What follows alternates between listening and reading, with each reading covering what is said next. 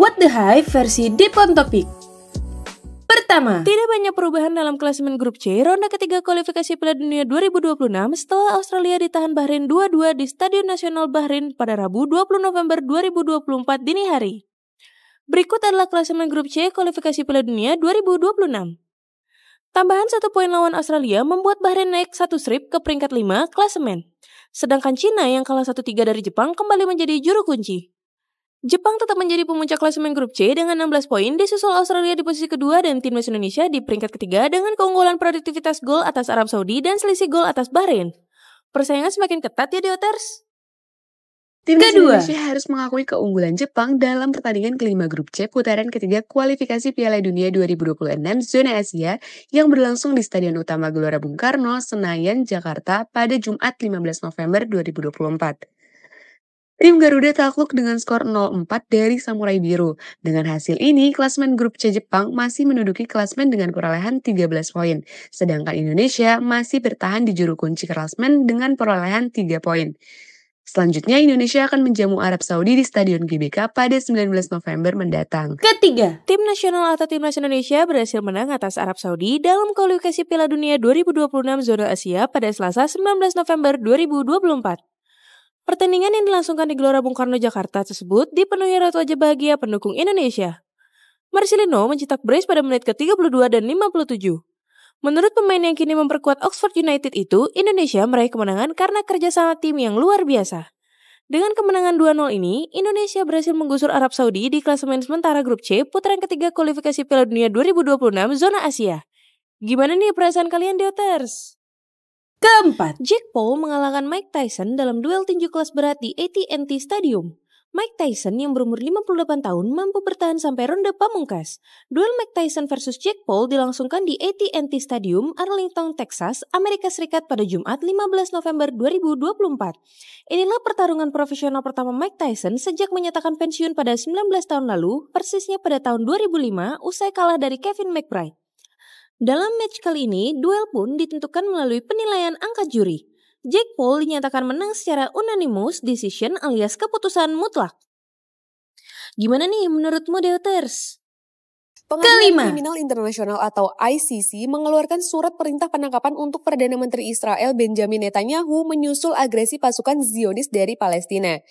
ICC juga merilis surat penangkapan untuk mantan Menteri Pertahanan Israel Yoav Gallant.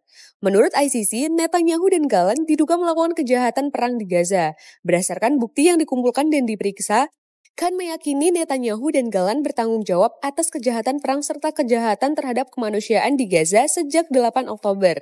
Gimana menurut kalian, Deuters? Menteri Pemuda dan Olahraga Dito Aritejo memberikan perkembangan terbaru terkait naturalisasi oleh Romaini. Ia diproyeksikan untuk membela timnas Indonesia. Dito menyatakan telah diberitahu oleh Ketua Umum PSSI Erick Thohir mengenai naturalisasi Romaini. Namun, ia masih menunggu pengajuan secara formal. Lebih lanjutnya, Menpora menuturkan juga masih menantikan perintah dari Presiden Prabowo Subianto. Apabila telah diproses, Romaini dapat membela timnas Indonesia pada awal tahun depan. Udah nggak sabar ya, Deuters?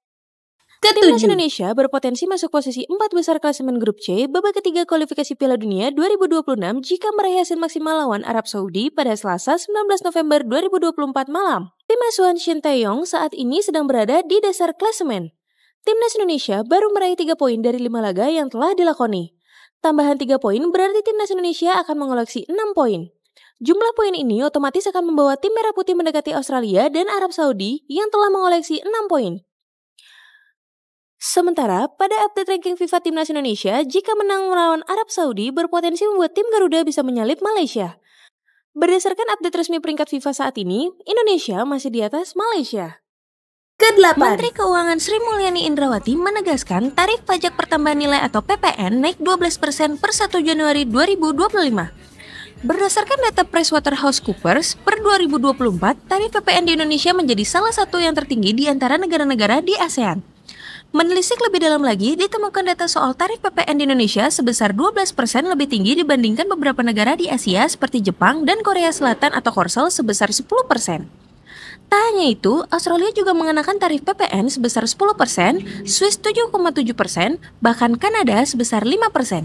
Ketua Bidang Ketenagakerjaan Asosiasi Pengusaha Indonesia atau APindo, Bob Azam, mengungkapkan kenaikan PPN bisa memperburuk kondisi pasar, terutama ketika daya beli masyarakat sedang melemah. Gimana nih menurutmu, Dioters? Ke-9. Sebuah kapal intelijen Rusia, Yantar, menciptakan ketegangan di perairan Irlandia setelah terdeteksi berada di dekat jaringan kabel bawah laut vital yang menghubungkan Irlandia, Inggris, dan Prancis. Kapal ini dicurigai melakukan pengawasan strategis terhadap infrastruktur energi dan komunikasi yang menjadi tulang punggung internet global, termasuk mengancam pusat data besar milik Google dan Microsoft di Eropa. Kapal Angkatan Laut Irlandia L.E. James Joyce bersama Korps Udara mengawal Yantar keluar dari Zona Ekonomi Eksklusif atau ZEE Irlandia pada Jumat 15 November 2024. Sebelumnya, kapal ini terpantau beroperasi di timur Dublin hingga berdaya Pulau Man hanya beberapa kilometer dari lokasi kabel bawah laut penting itu. Ke-10. Duel krusial antara Timnas Indonesia versus Arab Saudi akan digelar di Stadion Utama Gelora Bung Karno Senayan, Jakarta pada Selasa 19 November 2024. Pelatih Shin Tae-yong mempersiapkan anak didiknya agar bisa meraih hasil maksimal saat laga Timnas Indonesia versus Arab Saudi. Pelatih asal Korea Selatan ini menggelar latihan jelang laga Timnas Indonesia versus Arab Saudi. Namun, bek Timnas Indonesia Kevin Dix tidak muncul dalam sesi latihan tersebut dikarenakan cedera yang dialami ketika menghadapi Jepang Jumat lalu. Nah, itu dia What the Hype versi Deep on Topic. Next, bahas apa lagi nih? Jawab di kolom komentar ya.